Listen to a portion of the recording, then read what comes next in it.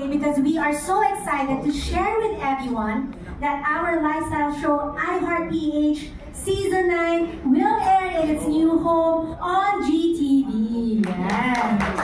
It will premiere on September 22, Sunday, 10 a.m. And then the next day, meron siyang streaming on GMA's YouTube channel, and we will also air on GMA Live TV. So I'm very, very proud of the show. You know, for so many years, diba, after the pandemic, we are still here. And the goal of the show is really to uplift the image of the Filipinos and to really inspire the Filipinos. Kasi diba, so many bad news all around. Overall, we just want kahit mga 30 minutes lang na meron tayong good vibes and talagang ma-capture namin yung tibok ng pusong Pinoy. And also, gusto ko lang din ipagyabang that iHeartPH is produced by TV8 Media. It is an award-winning production company. A big round of applause for TV8 Media. Yes, with our head, Ms. Vanessa Versosa. So TV8 Media has produced shows like Dear SB, Business Matters with Pinky Webb. Ito mga shows na to, it has won awards locally and internationally. Recently nga, it was nominated in the Content Asia Awards in Taipei, diba? International level. And for Season 9, meron ding special because we have collaborated with Habitat for Humanity. Can we give a big round of applause for the team of Habitat for Humanity joining us today? Yes! Thank you so much, Habitat for Humanity. Later po explain namin ano yung collaboration namin with them. Basically, we want Filipinos to be able to build their dream homes kasi magbibigay kami ng mga educational tips. And also, we would like to thank B Hotel for being our home for today's press. Maraming salamat po, B Hotel. So anyway, I just want to give you guys an idea of what's in store for Season 9 of iHeartPH. Ladies and gentlemen, let's all watch this.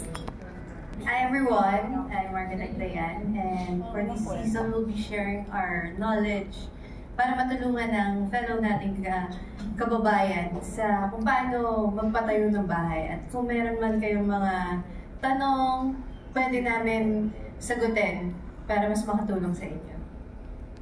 Yeah, I'm Architect Danny. I'm Architect Danny. So, yeah, this season we are going to help you understand kung saan ba napupunta yung investment. Kasi long-term investment is a house. So, matagal tayo titira dyan. So, it's better to be safe, and also it's better to have professionals by your side guiding you during house construction and design. Thank you. Architect Ed. Hi, ako po si Architect Ed.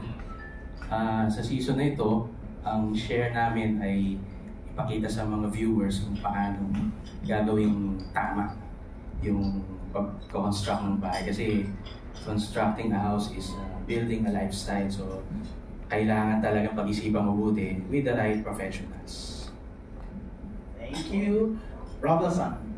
All right. And of course, with the knowledge and expertise from our co-hosts in that world, I myself as a co-host will then string it all together alongside Valerie. And we're going to present it in a way where efficiency and conservation and going green and sustainability and making your home last, because this home is built forever. That's the mentality we're going to have, and that's the way we're going to push these segments. So going to be doing that in cooperation with our friends at Habitat for Humanity. So we're so glad that they're going to provide their tutelage and knowledge in regards to that as well. So it's all about making this home last and provide the love that a home gives one and to their family, and we're truly looking forward to that. And this is actually very close to Rob's heart because you're building a home. Tama ba? Currently. Yes, absolutely. I still have some plywood dust on me right now. We were just putting up shelves this morning, but yes, this is near and dear to my heart. I am actually going through real time in building a home right now. My second home, actually. I had a home before, sold it, and now this is another home with my family. So super excited, and yeah, this is in my wheelhouse now currently. So thank you, Val. Val, before we start the press con proper, anything that you want to say? Yes, for this coming launch for September 22, aside from, of course, our collaboration with our architects and Habitat for Humanity, pumunta rin kami ng Bohol. So makikita natin yung iba't ibang magagandang tanawin sa Bohol. So sana samahan nyo kami sa aming first ever episode for Season 9. Okay, we'd like to reiterate that we have this partnership with Habitat for Humanity's Terwilliger Center for Innovation in Shelter in the Philippines. Thank you to that questions.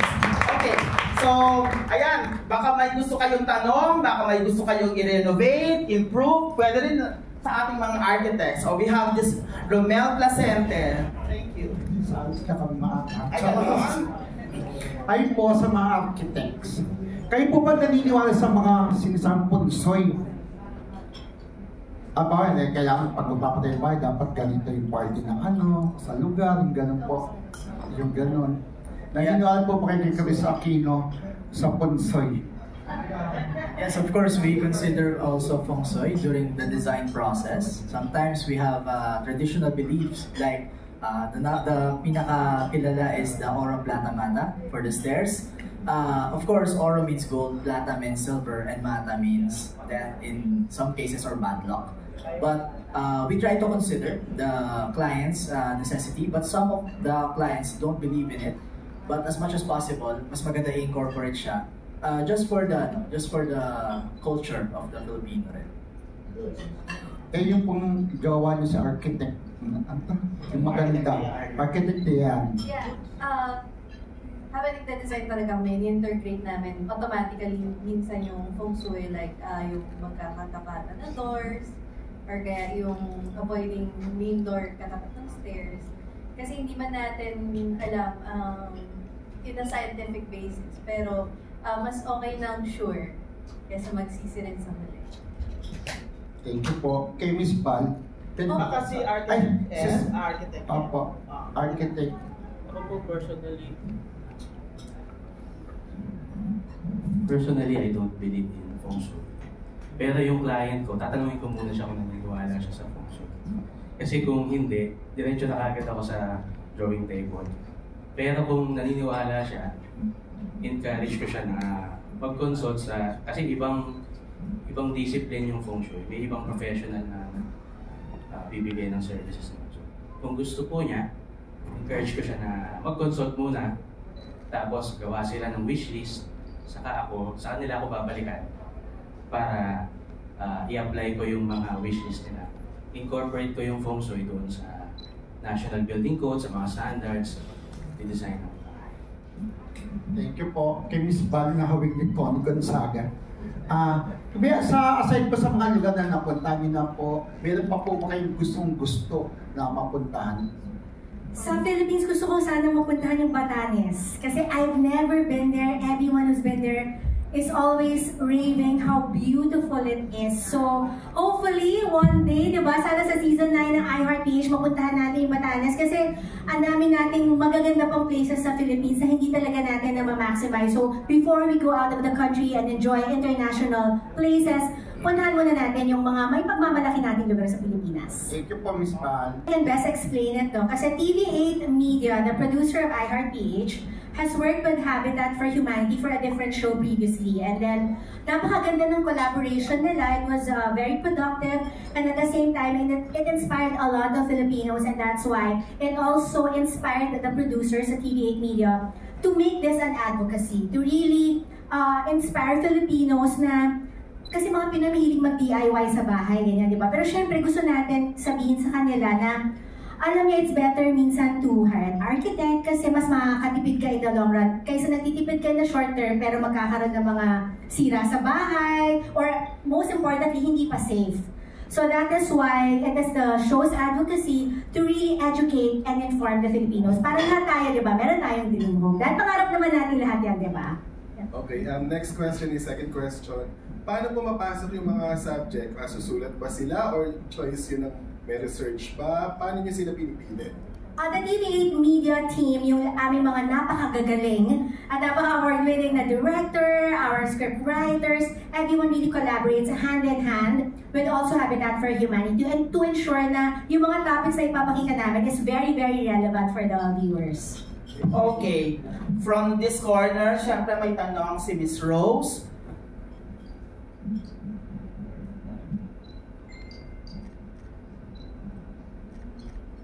Ayan, good afternoon.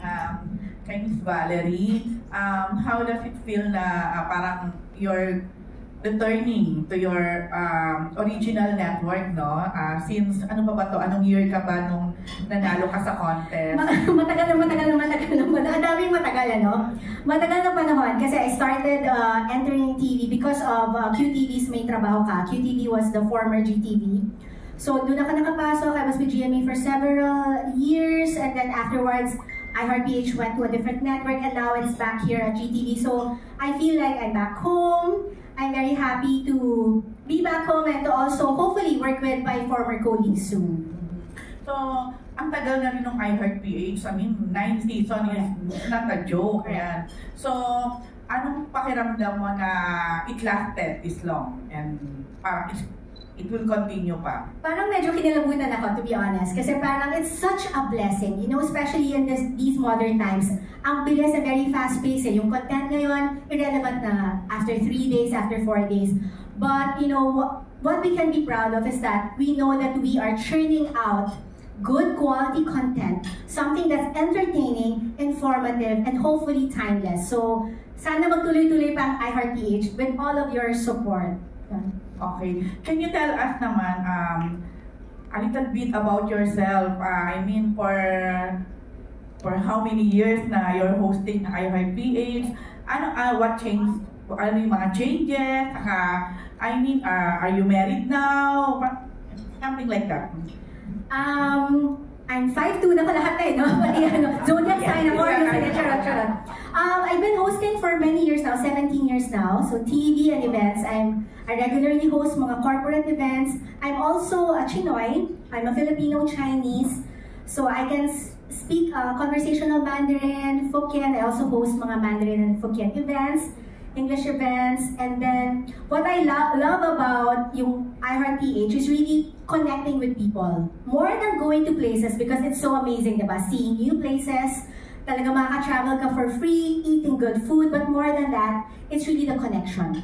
When I talk to people, I hear their stories, parang, nagkakaroon kami agad ng parang magnet. So yun yung pinaka best part about being a host is really to connect with other people. Di mo sinagot. Are you married na? Yes po, sorry, I'm married. Yes. You have children? No, I don't have. Okay. Tuloy-tuloy ko na, sandali lang. Okay. I was surprised na ang galing ko pala mag-host in fairness. So, ayan. Meron ka pa bang mga pangarap in terms of you being a host? Mas marami pa magawa, makilala pa, do this kind of show? Alam ko baka mahaba-habang istorya to ha. I'll share lang. Kasi actually, dream ko talaga to be host since I was a kid. Bata pa lang ako, 5 years old, I would join declamation contest in school. And unfortunately, I would win every year. So yun talaga yung pangarap ko. So that's why I pursued hosting with May Trabaho Ka na reality show looking for hosts. Talagang lahat ito, it was all I believe my grit, my perseverance, my hard work, and my good relationships with my colleagues. That's why continuous pa rin yung trabaho. And to me, ang daming perks of being a host but overall, the joy is in the act itself. I love being on stage. I love speaking. I love connecting with the audience. Kahit malayo kayo sa akin, I feel like I can somehow connect to you. So yun, I love my job. Okay, last na lang. Sino yung ay mga idol mo or mga hinahangaan mo in terms of hosting? One of them, no joke, si Robilson, promise. An international host who's super good with ad-libs, as in very funny, smart, witty. This is not a joke talaga. I super duper admire you. And you know what? Aside from being a good host on cam, off cam, he's so humble. And so warm and so kind. So yun yung mga idol ko na hindi lang magaling. Kailangan may puso din. So aside from Robilson? Aside from Robilson, mga local, let me think, of Pinky Webb. Pinky Webb, also the host of Business Matters. Very professional. Who else? Actually, too many to mention, but basically these are off the top of my head. Okay, thank you. Thank you so much. Thank you, Miss Rose. At hindi lang magaling si Val sa hosting, kundi mabait at magaan katrabaho. Kaya kapag may mga hosting events kayo, tawagan lang natin si Miss Vanessa of TVA. Okay. Si Miss Arlinda, mayroong tanong.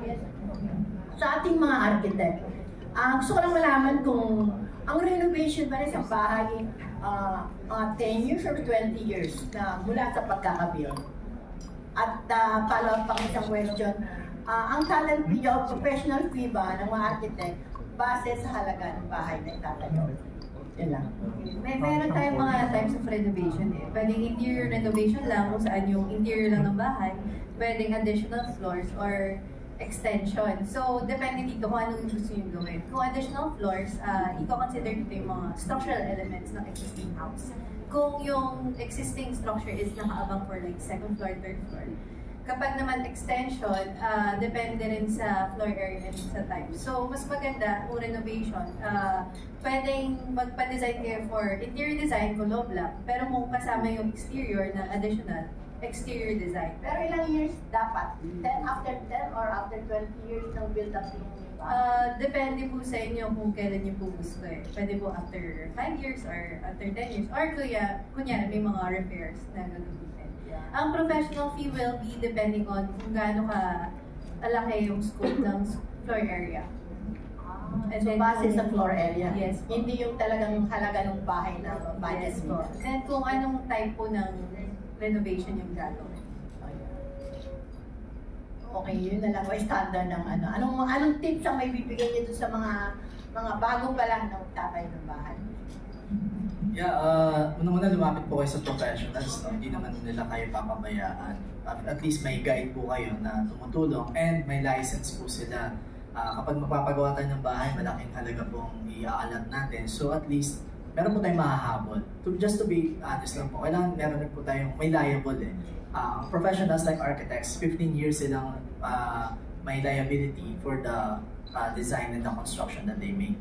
So at least, pag meron tayong kasanggit na professional, we can always count on them to guide us from the beginning. So kung mag-start kayo ng bahay, sila na yung makikipag-connect sa mga allied professionals like engineers, geodetic engineer, electrical, structural, and master plumbers.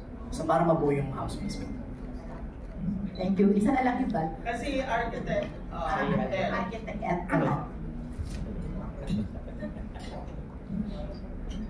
yung binanggit nyo po kung gaano katagal, depende po sa structure. Like yung reinforced concrete, pinakakilala dito sa atin. Kapag magpapatayo tayo ng bahay, yun talaga, bibili ka talaga ng bakal, semento, yun talaga yung kilala natin. So yung reinforced concrete po, sabi ng mga structural engineers, ma-reach niya yung peak niya from year 1 hanggang year 18, patibay siya eh. So after 18 years, 20 years, nagaan na siya. Nagdi-depreciate na yung kanyang strength. So that's the time na pwede po tayo mag-isip na magpa-renovate or i-retrofit yung structure. So yun po yung isang factor kung ang bahay natin ay reinforced concrete. Pero of course, kung iba namang material po ang ginamit, may iba rin pong nandyan mga parameters na tinitingnan. Thank you. And mentioned pala a while ago, she's such an amazing host. So, to me, it's a compliment that naalala na si Tony when they see me. Pero hindi ka ba nape-pressure na to build your own name in the industry? Parang ang hirap kung may kamukha ka, di ba? That is really, really true. Pero I believe naman that if meron ka talagang unique talent that you can showcase to the world, then slowly but surely, the people will recognize you for who you are. So do you think it's an advantage or a disadvantage? I wouldn't say it's either. I feel like it's just there. Pero para sa akin, I would like to strive harder to make a name for myself as a host. Na-meet mo na siya? Not yet, not yet. Okay. Pero willing ka kung sakali na invite ka ni Tony na mag-guest dun sa kanyang vlog? Oh, pwede. Baka sabihin niya, tumitingin ako sa salamin, di ba? Yeah, pero yeah, of course. I would love to meet her. Si Sir Robinson lang. Kasi kanina na narinig na namin yung background ni Valerie. Kayo po, can you share with us kung paano po kailan kayo nag-start sa hosting? And sino po yung mga gusto nyo rin makakollaborate na host? Oh, wow, first of all, thank you for that question. I don't think I'll get another opportunity to say this, so I'll do it now. But there's a reason why I've been in the TV business since 2001. My very first show was Lakbay TV on cable, if you remember that. But anyway, before going to that, I know how the TV industry works as far as longevity, and to have a show last more than 1 year is a miracle. To get it 2 years is beyond miracles, but there's a reason why iHeartPH has lasted 9 years, entering its decade. Now, of course, you have the award-winning team of TVA production, but of course, what glues everything together is a magnificent host. So I just want to give you your props. Welcome home, back home to GMA, and you deserve everything that is coming to you, Val. Very prolific host. But, so I started in 2001 in a TV show called Lakbay TV, travel show, and didn't know what I was doing because I studied to be a director. I went to film school, so I was thrust into hosting because I just happened to speak English okay. So I said, sure, I'll take it. And make a long story short, I went from hosting Lakbay TV on cable to a show called Game Plan on Studio 23, still cable-ish. Thank you for nodding your head. I appreciate that. And from there, I auditioned for a wonderful show called Amazing Race with my buddy Mark Nelson at the time. And I also dabbled in publishing. I was editor-in-chief of several magazines. One in particular was Maxim magazine. And that was a fun journey going into publishing because that gave me my writing chops. So I respect all of you writers here that are here in attendance. I love you guys so much because I know how hard it is to write original compositions. So from there, auditioned for another great TV show called Asia's Got Talent. That was in 2015, 2016, and that was a wonderful experience. As a host, and as Valerie can understand, we love to represent the Philippines wherever we are, and Asia's Got Talent was our way of representing the Philippines on an international level. So I may not be an Olympian, but that was my way of representing our country, and I felt we did a great job there. Thank you so much for watching. And here I am. Oh, and then of course, forgive me, and then I did this little show called Ang Pinaka on GMA News TV. Thank you, so we guested the great Valerie, or she had her start actually with us a little bit, and 17 years. We did that show for 17 years. I did it for 15. The great Pia Guanyo did the first 2, and then I stole her job from her. And then, so it lasted up until the pandemic.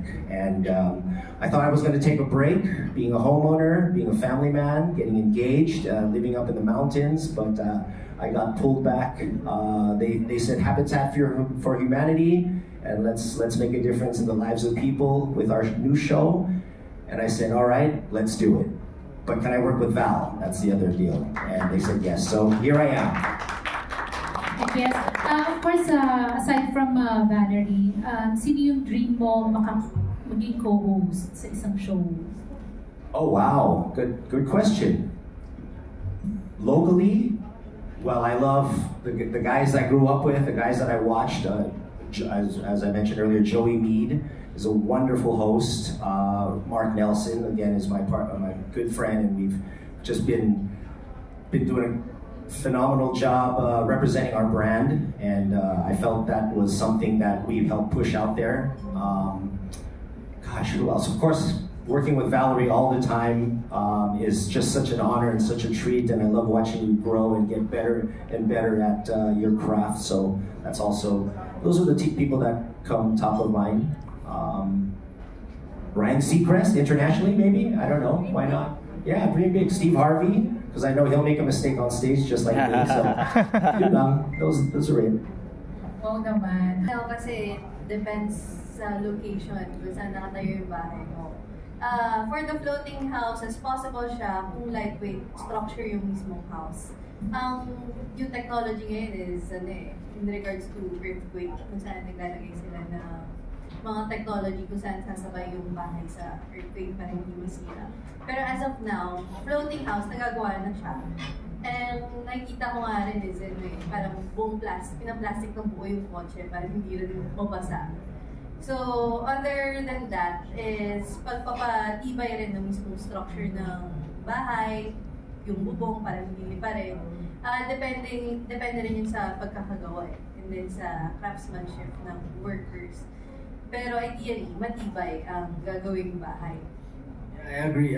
Regarding dun sa house, at least yung mga sa sanitary, sa water line, at least yung meron tayong proper sewage o proper drainage para iwas yung sa baha. Of course, it depends on the location din. Kung yung location natin is flood prone, mag-elevate tayo or gagawa tayo ng other ways. I-help kayo nila architect para i-design na maiwasan po yung baha. And sa waterproofing din, at least very safe yung iwas sa mga leaks or sa mga sa mga drip molds and things like that. Regarding sa floating house, not sure kung nandito na tayo sa age or sa generation na pwede na yun. Pero hoping rin kami na, of course, sino ba namang sa mga disaster natin dito sa Pilipinas, mas okay rin na may mga ganun tayong innovation. Siguro add ko lang, sa mga flood-prone area na din-design namin, either tinataas talaga namin yung ground floor, or kaya yung ground floor mismo, ginagawang open lang, or ginagawa nilang parking or storage, then yung mismo house nila is sa second floor. So, depende talaga sa gusto ng clients. Add ko lang. Doon po sa floating, siguro na napapanood nyo sa content creator, international content creator. Pero adaptive yung kanilang approach sa construction at sa architecture. Meron akong nakita na talagang umaangat yung bahay. Actually, matagal na rin technology ng mga Japanese. Yung Kansai Airport sa Japan. Kapag nag-high tide, umaangat yung buong airport. So yung idol natin na si Renzo Piano yung nag-design, Italian architect. Pero sa Philippines, wala pa akong na-encounter. Kaya ang unang-unang tinatanong ko sa client kapag nakita ko na medyo bahain yung area niya, tinatanong ko siya kung talagang gusto mo ba talagang ituloy ito? Kasi lalo na sa bandang Antipolo, projects ako dyan sa Mayamot, talagang binabaha po sila hanggang bubong. So ang question ko sa owner, gusto mo ba talagang ituloy ito? Kasi magastos to. Kasi itataas ko yung floor level dun sa pinakamataas na level ng baha sa history, which is bubong. So kung gusto niya talaga, i-design natin na stilts or yung ibaba, whether siya ay parking lang, utilitarian yung use ng spaces, tapos sa taas siya titira. Pero kung gusto niya ng ibang options, mas dinadala ko siya doon, whether lumipat or bumili ng property na hindi binabaha. Well, yes, full circle is correct. It's full circle not just for Ms. Val, but also for myself. So again, it ties up to the theme of just coming back home. I've been Kapuso for most of my TV life, and she got her start there as well. So again, the theme of home just really resonates for season 2, which I love. Now, how does it feel to be working with an up-and-coming international star? I mean, it just feels exactly how I described it. I like working with people I have fun with, and that reflects on the screen. And we just shot a massive 9-part mini-series for Taiwan Tourism 2 years ago, and it's just now being finally edited, and again alongside with TV8. And I just remember the good times because that was a very tough shoot. It's not easy shooting internationally on a tight schedule, on a tight budget, but we made it work. And what stuck out most was we put out great content, and I had fun, and that's all that matters. Okay, what about you? You're still waiting for a chance. Sir Jal, did you hear that?